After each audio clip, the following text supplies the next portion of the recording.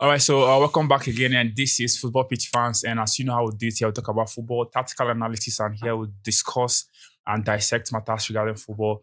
And today we actually want to talk about 5 important moments of the happenings in the world of football. And here with me in the studio, I have Manchester United godfather. How you feeling? Oliver, energized and strong. After the last late winner against Fulham, you should be buzzing, right? Yes, of course. And here in the studio, I have with me Tboy. AFC. T-Pain right now.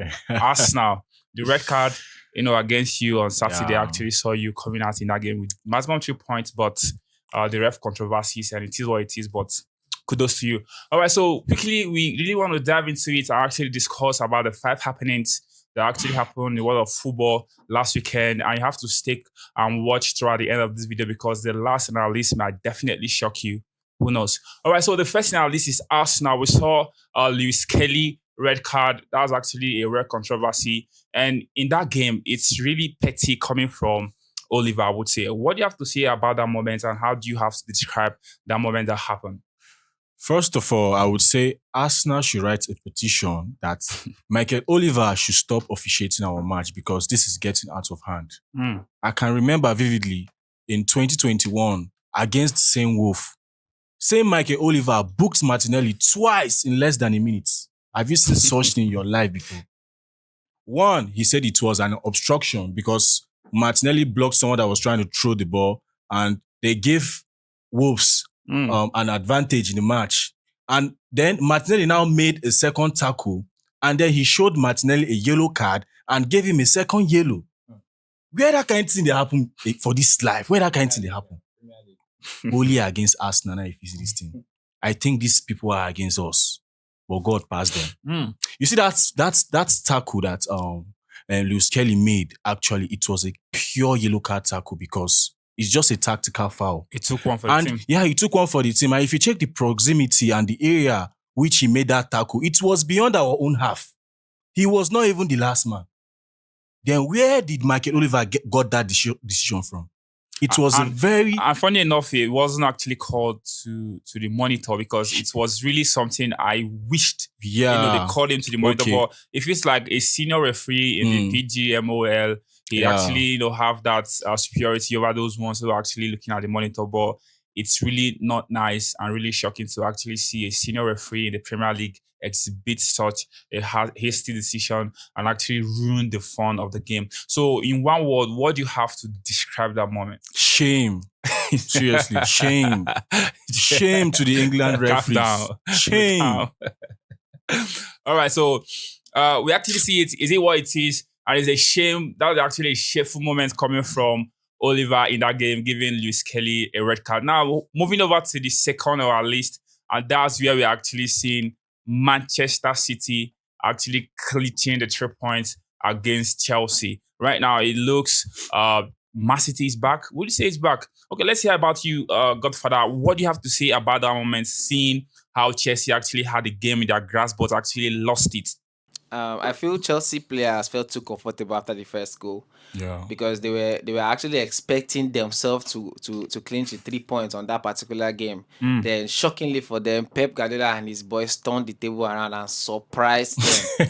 You understand? Because that's a surprise. You get? And honestly, I feel Chelsea players need to start, and their fans, including their coach, need to start telling themselves the truth. Because even in the Bible said, when you say the truth, it shall set you free. Yeah. Which one is, we are not contending for the title? Who are you guys trying to deceive, bro? Who are you trying to deceive?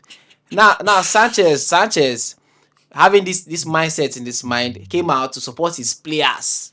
I don't know whether they happen, against one of the best and deadliest striker in the world of football right now. You came outside like that to support your player was there, bro. You should have just actually run back to your post, but you stood there and let him just get that second goal, and I think that was where that goal broke their confidence. So what do you have to actually say in that moment, seeing how they actually lost that grip in the lead they actually had earlier against Man City? What's the moment? What's one word to actually describe it? Your sufferness begins. Sorry to Chelsea, though. All right, so your stubbornness actually begins. That was actually the word to describe how Man City tried to emerge, even with their new signing, Kosanov, who actually made an error that led to Chelsea goal, and Chelsea could not capitalize the numerous error the young signing actually made. But it is what it is. We saw Man City actually turning the game around, and to him, one word to describe that moment is Chelsea, your stubbornness just started. Pardon him, I would say. Going to the third on our list, and that's where we see Bournemouth actually trashing Nottingham Forest 5-0. Nottingham Forest this season has been, spectacular. Even going to Anfield, actually being the only team that actually won Liverpool at the Anfield, clinching 4 points out of Liverpool, the table leaders right now. But we saw them actually finding one thing against Bournemouth. Bournemouth who actually been a big team slayer this season. The likes of Arsenal suffered from their hands, Chelsea, even Man City, I would say. What do you have to describe about that moment, seeing how Bournemouth actually demolished Nottingham Forest? Well, I've said it before that Bournemouth are the Robin Hood of the EPL this season. Like, seriously. And I love it when managers do like exceptional work with average teams. You know, I will give their manager a big shout out, seriously, because it's not easy. Nobody would have thought that Bournemouth would be a great team this season. If you see what they did in the last match, like Clivert had an hat trick. And in the next match, Dango came with a bang, another hat trick. Man, I think it's a blessing, like seeing what Bournemouth are doing in the EPL. Like, I can't even believe it. No, like the match was so even hard for Nottingham Forest. One essay that they can't even score. Imagine Bournemouth keeping clean sheets against an informed Nottingham Forest. No, it's so shocking. I can't even believe it. So right now, I believe all Arsenal fan base to you right now is really eyeing Semenyo. Semenyo is one of my best players. Let's not go into that. Tell me one word to describe that moment, actually seeing how the demolition of Sam Forest. It was a superb performance, though. Superb performance. Yeah, wonder. All right, so going over to the fourth on our list, and that's where we're having the Red Devils Manchester United actually clinching the late winner against Fulham. The game was actually a little bit shabby coming from Manchester United Amorim team, but it is what it is. They get the job done, and 3 points is actually 3 points. How do you have to say about that moment, you as a Manchester United fan, seeing how your team actually struggled in that game, but later on actually came out with the maximum 3 points? Well, that game was kind of an emotional roller coaster, I would say, because guy, Amorim, you've done a great job on my team. Like, that defense line is so solid and strong. You understand? So kudos to you. But bro, we really need people that can convert chances to goals, bro. Apart from Ahmad, who else can actually convert a chance to a goal in that front line? Thereby leaving Short Martinez to come out with his left to give you guys what to help you guys do your job. It's kind of really painful to watch people like Højlund, Zegzi coming up on the field without actually delivering and doing, because that goal that game was kind of very, very, very necessary and important to us. You understand? So watching my strikers play that way was kind of shameful and painful to watch. So shout out to Martinez. Martinez actually proved himself again to that short guy that has, I don't want to call his name because I know even water. Butcher! Shout out to Butcher! Get him out. All right, so what to actually describe that moment from you? Fear our return.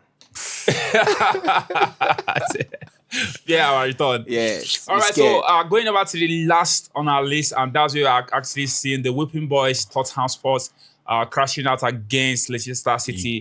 They actually came back into that game after they actually thought they have escaped with all 3 points. And it is what it is. Vardy showing what it is to play Tottenham. I think he have actually scored Tottenham 2 goals this season. So tell me, what the moment you actually have to describe that moment, seeing how Tottenham have been struggling. I think they've had 4 losses in 5 matches. They've already had just 1 draw in those 5 meetings. So tell me, what's the moment for you to describe? First of all, I would say Tottenham doesn't deserve to be in the EPL. They don't really deserve to be in the EPL, seriously, because I feel so sorry for their fans because they don't have hope. I think they should just go and give their life to Christ, because it's actually a sin to be supporting a club like Tottenham, because you can't really expect anything from this club. The best thing that you could have gave to your fans was 3 points. That's the only best thing that your fans need. Just 3 points. Because they have been losing. I won't come out and say that, okay, maybe they had so many injury crises, but that's not an excuse, because it's part of football. In football, you must have injuries. You must have that injury. You can't escape it. And considering who they were playing with, actually, Leicester. Okay, look at who they played with. Leicester. Leicester are 17th in the table. How many points do they have in the league? You understand? So the losing was unacceptable. I can't lie. Sack that coach. That man will destroy your club for you guys because the January transfer window is still open. Yeah, they can actually bring in some defenders, if you ask me. Like most of their key attackers, they are available. I would say it's just that they are just missing their two major defenders. Yeah. Romeo and Van der Ven. You understand? So they should go and work on their team because what happened last Sunday was a mess. Seriously. It is what it is, but just tell me what word to actually describe that moment for you. Like shit. No, you can't use that word. No, see, let me help you. What is Tottenham? Shit. What is shit? Tottenham. All right, so it is what it is. We actually saw the Whipping Boys right now, Postecoglou boys, doing it again and actually losing against Leicester. And even in the celebration of Vardy, actually, taunted sports fans by telling them we actually won the APL while they have 0 titles. It is what it is. So this is where we actually draw the curtain right now of the 5 important happenings in the world of football. Thank you for watching even up to this moment. And we here in the studio have with me Manchester United godfather, and there I have Tboy and your humble host Benny Lin, and thank you so much. And in case you want to be part of what we do here, please, you can actually call us up anywhere you are so that we can actually discuss matters regarding football. Thank you so much for watching. Please do like and subscribe. See you on the next one.